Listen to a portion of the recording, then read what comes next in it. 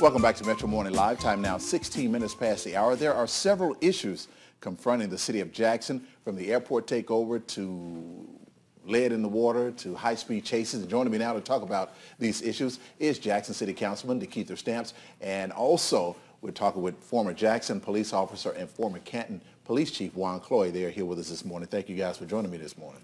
Thank you for having me. Thank you, Ron. Thank you, sir. Well, I guess we're going to jump right into it. Sure. The big deal is the police chase the other night, which resulted in a young man being killed. The chase came from Clinton Police Department, and what can you tell us about that? What do you know about that? Well, first, I want to send my condolences to the family because all Mr. Blue was doing was trying to get home from work.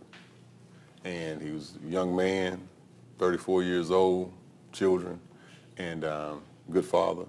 So my condolences go out to the family. His brother actually came to the council meeting yesterday to speak to the leadership.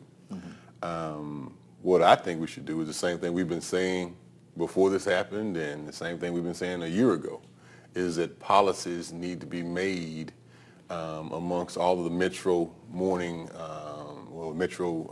police departments to add to the safety of individuals. Misdemeanors shouldn't be chased anywhere to this degree. Even some of the stores don't even follow shoplifters after agreeing. So if the stores aren't following folks, let's change the policies so that we can keep people safe. We gotta do a better job as a metro. Jackson has already stopped this activity because of this could possibly happen. It is a shirt or a pair of pants or even a laptop. Is it more important than the possible risk of a life or several lives? Now, Juan is an expert on police chases. What is it legal to do this, or what can you tell me about that? It's legal to do, but again, we need to weigh our pros and cons. As DeKeither said, if the business that the merchandise is being taken from won't even attempt to apprehend the individual, especially after they leave the property, then why as police are we doing this? And this is global, so this is not just Clinton Police Department. This is not just Ridgeland or even Jackson. This is universal. So, but it goes back to training, who's training you, and I can say this from personal experience. I was one of those guys that chased people. Pretty much just about the entire department. That's what you did as a culture. You chased people, whether it was for in a vehicle, whether it was on foot. That's what you did. But again, it was a culture and it was a training. So once we change the culture and add more training, and then we'll start seeing a global and universal change as it relates to chases. Yeah. Rob, we have several different options in these situations. You have store cameras. You have, you could possibly take those pictures and put them on TV. You can do Crime Stoppers, Metro Most Wanted, get the tag number. You can even follow in a slow pursuit without lights, right? There's several things that you can do. You can use a radio. You can, there's several things you can do to still follow somebody if you want to be tough on crime. That does not give you a carte blanche to risk life. The protection of life is more important than the protection of property. And, we have to, Jackson's already doing it. And the people in these surrounding areas need to hold their leaders accountable for these kinds of situations when they happen. I want to get back to Juan about the police chase, but the gentleman who lost his life is Lonnie Blue Jr., and as you mentioned, his brother was at City Council, and here's what he had to say about the police chase. Communicate with the jurisdictions, the offices, the precincts, and counties or in cities, so they can try to come to grips with a compromise on how to fix it. Communication is the key to every factor in life. So if the departments, precincts communicate, things can be resolved. Of course, accidents happen, but the precincts should be able to communicate with each other to help the inevitable. Well, not at all. I respected all the uniform officers because, they're personal friends also. So, there's nothing against the department. It's just systematic.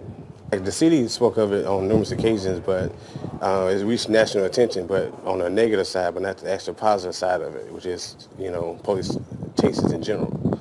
So that's a sensitive subject. Now it's more sensitive because it's an immediate family and it's a bystander. So that's the whole idea of bringing it to the public's attention. But, the fact that as a family member, and he's now evident of the situation, me and the family, we all going to, I guess, come to the round table and figure out what's next. Here it is, a misdemeanor was the cost of a life. Life is priceless, so you can't never weigh that. So that's a priceless moment. He took it well. I mean, with his brother being killed in that fashion. Juan, so when they chase criminals like that from one city to another, are you supposed to call ahead to the other city and tell them that you're chasing somebody? You call ahead to the other city, but I think one of the biggest things that we're missing is they're also chasing them in their city. Mm-hmm. So we glossed over that. I know we've had this big to-do over the past couple of months about what Mr. Stokes said about the police chases into Jackson, but they're also chasing them in their city. Mm-hmm. So it's more of a police thing than a racial thing. It's more of a cultural thing that we need to change as police officers, as police chiefs. Mm-hmm. There's a police chief association that we can go through. So there are a number of different avenues that we can explore in order to change these policies, because we could say, what if the police officer would have got killed or harmed? And that's very likely. It is very likely. Mm-hmm. So it's very dangerous to do. But we're in the midst of global police change in general with the invention of the cell phone camera. Mm-hmm. Now citizens are seeing what the police are doing, and now the police have body cams, right? Mm-hmm. So it's even more evidence. So we've got to change the way that we're operating as police officers. Wow. One point that's kind of getting lost here is when you look at the number of police officers from Clinton who were involved in the chase, right? Mm-hmm. I count with 4 police cars. Mm-hmm. I don't know how many police are on duty at night in Clinton, mm-hmm. but if 4 of them were in Jackson, mm-hmm. who was in Clinton? Right. Mm-hmm. These are the types of questions. I look from a governance standpoint. Mm-hmm. Who is actually manning the fort if everybody's chasing a laptop? So now, is the Clinton Police Department liable for this death? Well, that'll be up to a judge to decide. Okay. But I do know this. Because ultimately, the guy that was, the criminals were the ones that right. killed the person. But who calls them to do it? Who calls them to drive in excess, erratic?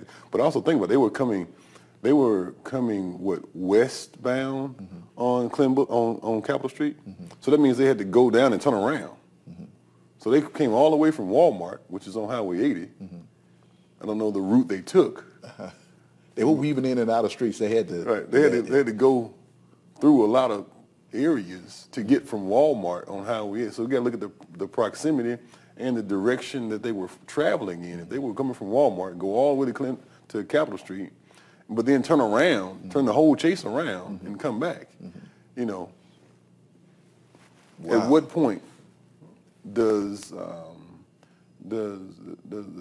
safety come into the thought process? They said the police chief and the mayor of Clinton said that they phoned ahead or radioed ahead to let Jackson police officers know that they were doing that. And in the dash cam video that they had, you see Jackson police officers with the lights on. What was that about? Well, JPD rides around at night with their lights on anyway.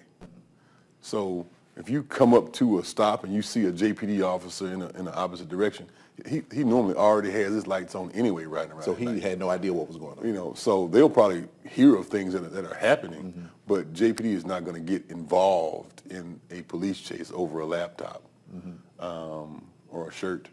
And if they do, there'll be some heavy consequences. The chief has assured us that the protection of life is most important, and the safety of our citizens is what is most important in these situations.